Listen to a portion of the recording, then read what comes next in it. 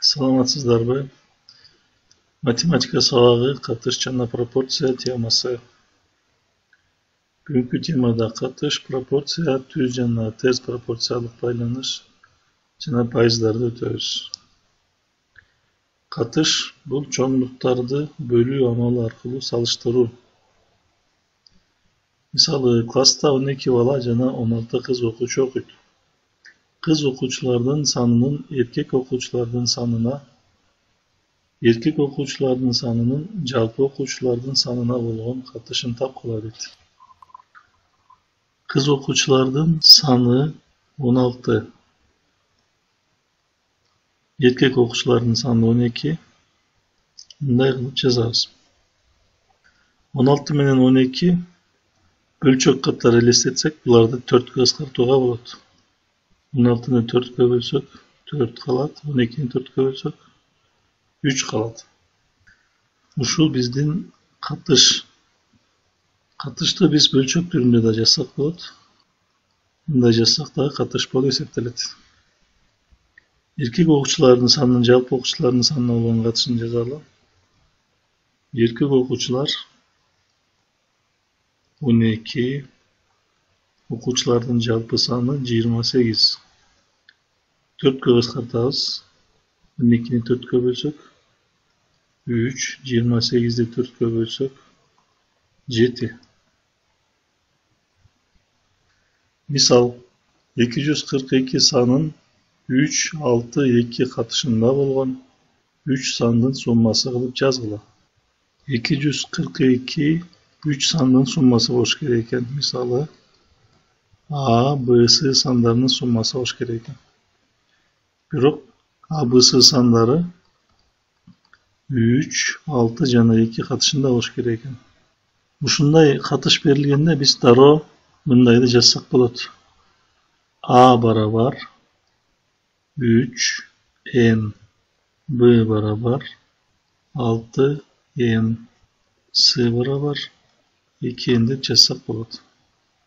Андай болсо 242 саныбыз 3 n кошу 6 n кошу 2 n'ге барабар болуп калды.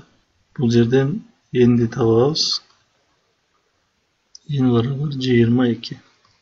Суроонун жообу A саныбыз 3 көбөйтүлгөн 22. Демек ал 66. B саныбыз 6 көбөйтүлгөн 22 барабар 132. С саныбыз 2 көбөйтүлгөн 22. Жообу 242 чыгат. Кийинки сурообуз 3 бурчтуктун жактары 3, 4, 6 катышында жаткан натуралдык сандарга барабар. Анын периметри 65ке барабар болсо, эң узун жагынын узундугу канчага барабар? 3 бурчтукту чийип алабыз. Анын жактары мисалы А, Б, С болсун. Бул жактар 3, 4, 6 катышында жатат экен. Андай болсо биз A'нын ордуна 3 n деп колдонсок болот. Б'нын ордуна 4 n, S'нын ордуна 6 n колдонсок болот. Периметр бул жактардын суммасына барабар. Демек периметр барабар 3 n кошу 4 n кошу 6 n. Бизге периметр канча экени берилген. Демек 65 барабар 13 n. Бул жерден n 5ке барабар экени табылды. Бизден эң узун жагынын узундугун сурап атат. Демек бизден 6 n сурап атат. Эң узун жагы С. N'дин ордуна 5 коебуз. Жообу 30. Пропорция. Пропорция бул эки катыштын барабардыгы. Мисалы, бизде А бөлү Б деген катыш бар деп элестетели. Бул бир катыш. С бөлүнгөн Д деген да бир башка катыш бар деп элестетели. Эгерде экөө бири-бирине барабар болуп калса, анда ушул нерсе биригип пропорция болуп калат. Пропорциянын касиеттери А бөлүнгөн Б барабар С бөлүнгөн Д пропорциясы берилсе, анда биринчиден кайчылаш көбөйтүү пропорциясы аткарылат. Демек А көбөйтүлгөн D barabar bolot B көбөйтүлгөн S'га. Keyinki kasiyeti proporsiyonu özgörtüp түзсөк болот.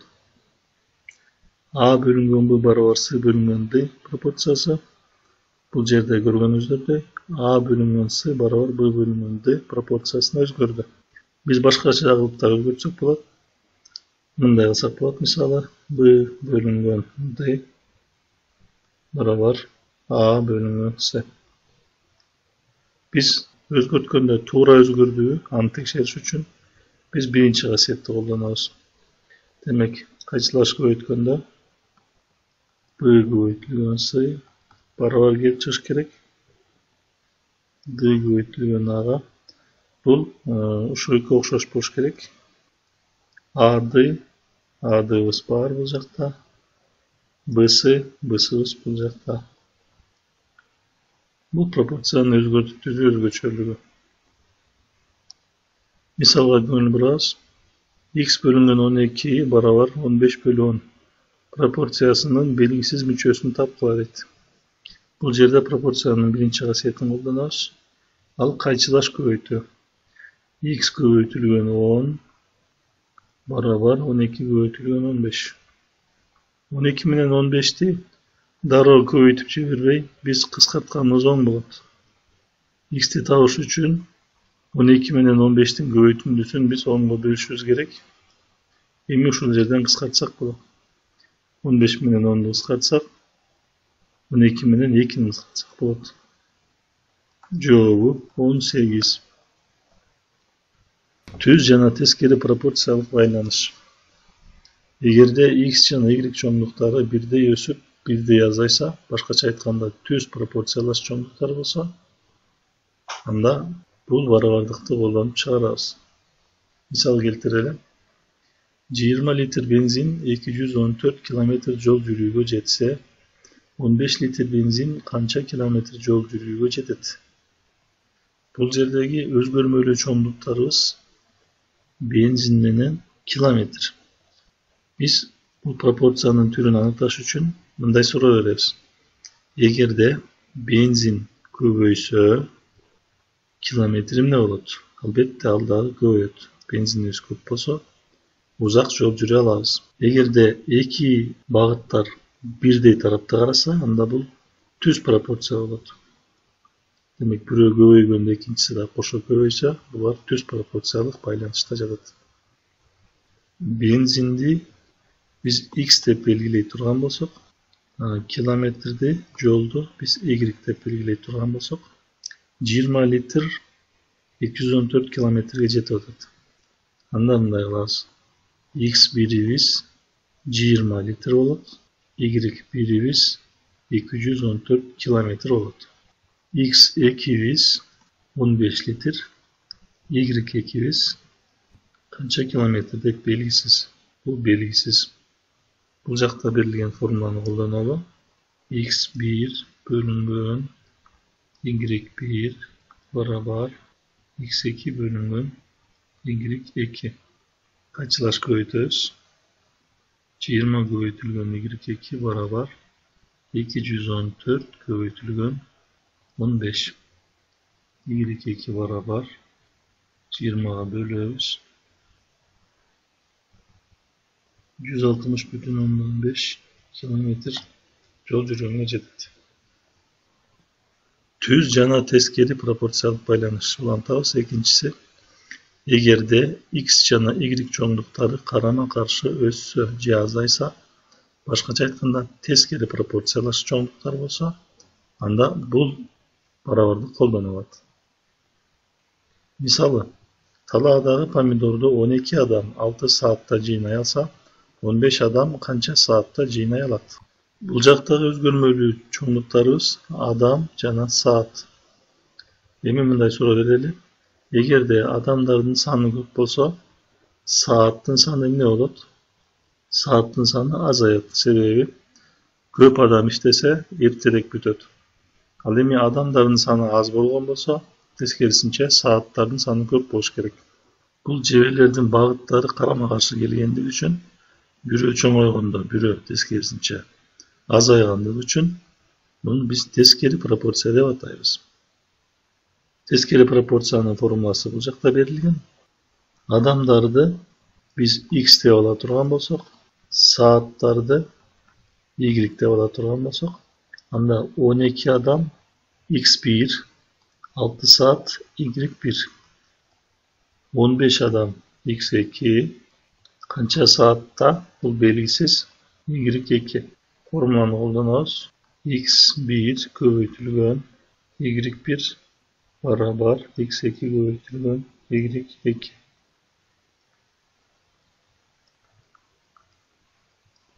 Cevabı 4,8 saat. Keyinki misalda qarab ko'raylik. 2 tovuq 2 günde 2 yumurta to'ydi. 6 tovuq 6 günde qancha yumurta to'ydi? 4 tovuq 8 günde qancha yumurta to'ydi dedi. Bu so'rovning buga cheyinki so'rovlardan ayırması, bu yerde 3 özgörülmeli çoğunluk var. Tovuq, günдөр jana yumurtalarının sаны. Bunday so'rovni chiqarganda biz 2 bölük'e bölüp çıkarabız. Birinci bölügün bunday qilamiz. Egerde 2 tovuq 2 günde 2 yumurta tuğsa, anda 6 tovuq 6 günde. Biz şu 6 tovuq 6 günde deymiz. Bürösün gana özgörtөбүз. Bunday qilamiz. 6 tovuq kalganlarını özgörtpөйбүz. Gündü bunu göçürüp yazabız. 2 günde kança yumurta to'ydi. So'rov mындай yazılganda gündөрдүн sаны turakta olup kaldı. Demek gündördü biz esepke albayla koysak bolat. Bu yerde 2 özgörülmölүү çoğunluk gana olup kaldı.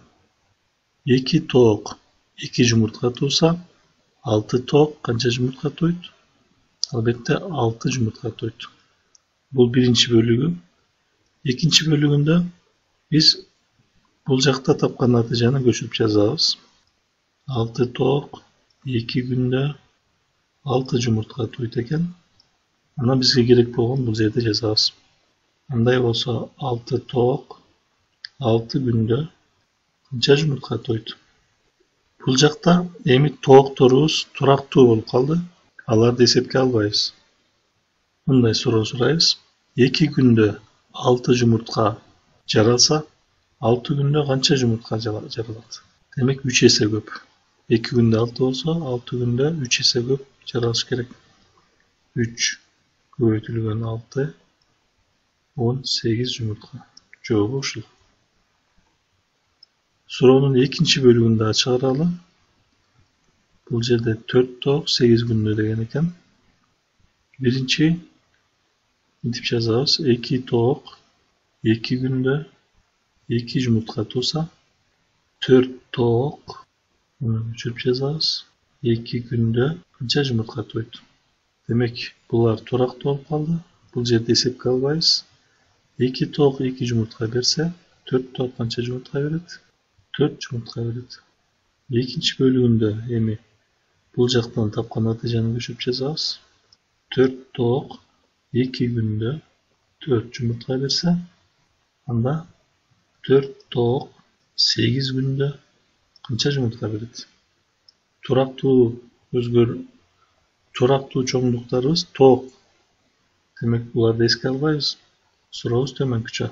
2 günde 4 yumurta payda olsa 8 günde qancha yumurta payda bolot? 2, 8, 4 есе çoğun. Demek 4 bulacak 16 boluş gerek. Cevabı 16 yumurta. Keyinki temabız payız. Payızlarda eseptöödө proporцияны колдонуу. Keyinki formula berilgen. Baştapkı çoğunluk bölüngön жыйынтык çoğunluk barabar 100 bölüngön payızlık belgi. Misalı 60'tın 15%'ını tapkıla deyip kanıttabыз. 60 bu baştapkı çoğunluk, 15% bu yerde жыйынтык çoğunluk belgisiz. 60 bölüngön belgisiz barabar 100 bölüngön 15.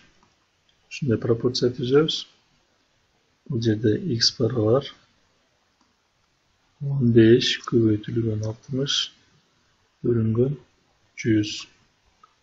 Proporsiyanın kançalaş көбөйтүү kasiyeti менен эсептеп атабыз. Cevabı 9. 50 sanının kança payızı 20 bolot deydi. Bu formulаны kollanууda sandарды туура жерге жайгаштырыш керек. 50 санынын канча пайызы 20 болот? Канча пайыз? Демек бул учурда P пайызы белгисиз болуп турат. Баштапкы чоңдугубуз 50. Канча пайызы 20 болот дейт. Демек жыйынтык чоңдугубуз 20-га барабар. Канча пайызы экени белгисиз. Кайчылаш көбөйтүп P'ны таба турган болсок, P барабар 100 көбөйтүү 20 бөлүү 50. Жообу 40 чыгат экен. Bir sandın 12 payızı 30'a barabar. Al sandı tapkıla dedi. Bir sandın, bu başlapkı sanı demek belirsiz eken. Bir sandın 12 payızı 30'a barabar. Jıyıntık sanımız 30 eken. Payızımız 12 eken. Başlapkı sanı izleyiz. Joe 250. Payız eseptörde kollanıluvchi qo'shimcha ыкмалар. Birinci ыкмабыз пайызды санга айландырууда. Ал пайызды биз 100гө бөлүшүбүз керек. Мисалы 60 пайызды санга айландырыш керек болсо биз 60ты 100гө бөлөбүз.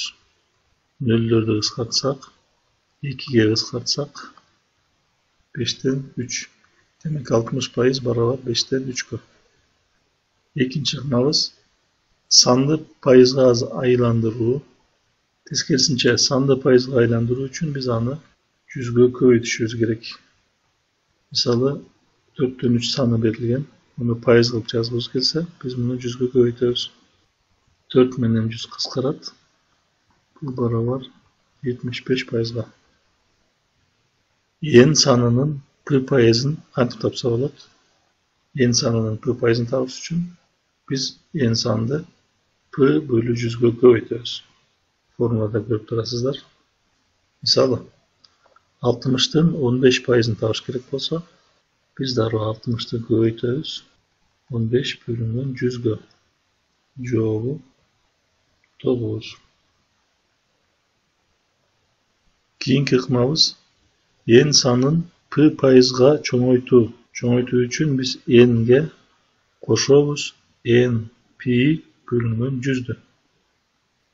Ал эми N санын pi пайызга азайтуу үчүн биз тескерисинче N'ден кемитебиз N pi бөлүнгөн 100'дү. Мисал, электр энергиясынын төлөмүнүн тарифи 70 тыйын бөлү киловатт саат эле. Ал тариф 10 пайызга кымбаттады. Азыр светтин төлөмүнүн тарифи кандай? 10 пайызга кымбаттады, демек 10 пайызга көбөйдү. 70 тыйын 10 пайызга көбөйдү. 70 koşu 70 көбөйтүлгөн 10 bölüngön 100. Nöldөрдү бул жерден кыскартсак, демек азыркы баасы 77 тыйын киловатт. Кийинки сурообуз 2500 сомдук товар 30 пайыз арзандатуу менен канча сом болот? Demek 2500 somdan biz 30 пайызды кемитишибиз керек. Барабар 2500 минус 0'лөрдү кыскарта алабыз. 25'ti 3'гө көбөйтсөк, 75 жанынан 0 жазсак 750. Жообубуз 1750. Сабагыбыздын аягына келдик. Саламатта калыңыздар.